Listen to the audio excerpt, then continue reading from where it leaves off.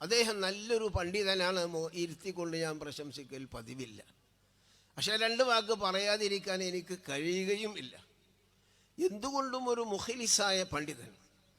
പിന്നെ ഇപ്പോൾ അദ്ദേഹം പിതാവിനെ പിന്തുടർന്നുകൊണ്ട് കൊണ്ടോട്ടി കാളിയ. കൊണ്ടോട്ടി കാളി എന്ന് പറയുമ്പോൾ അതിനൊരു വെയിറ്റ് ഉണ്ട്. അതെന്താ?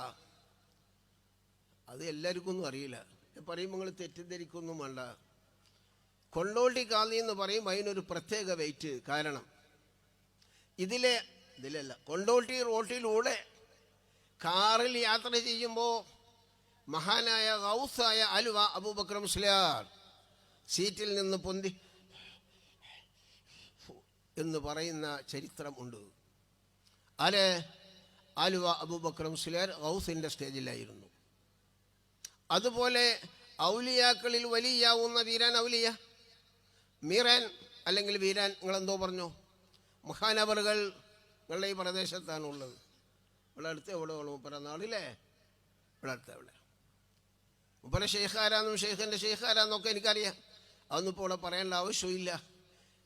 ഔലിയാക്കളിൽ വലിയ മഹാനവറുകൾ ആ കൊണ്ടോട്ടിയിലൂടെ യാത്ര ചെയ്യുമ്പോൾ ആ സ്ഥലത്ത് ഏതാനും അടുത്തെത്തിയാൽ തുറിച്ചു നോക്കിക്കൊണ്ട് സീറ്റിൽ നിന്ന് പൊന്തും. ഔ ഔ ഔ എന്ന് പറയും. ഉഷ്ണം, 2 ഉഷ്ണവും കൂടി തമ്മിൽ മുട്ടുക. ഇവരുടെ ജലാലിയത്ത് അവരിലേക്കും അവരുടെ ജലാലിയത്ത് ഇവരിലേക്കും, പറഞ്ഞാൽ മനസ്സിലാവുമെന്ന് എനിക്ക് അറിഞ്ഞൂടാ.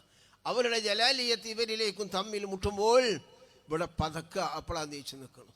കാറിൽ ഇരിക്കണോട് നീച്ചു നിന്നിട്ട് ഓ ഓ ഓ അത്രക്ക് കൊണ്ടോ? ആഹാ.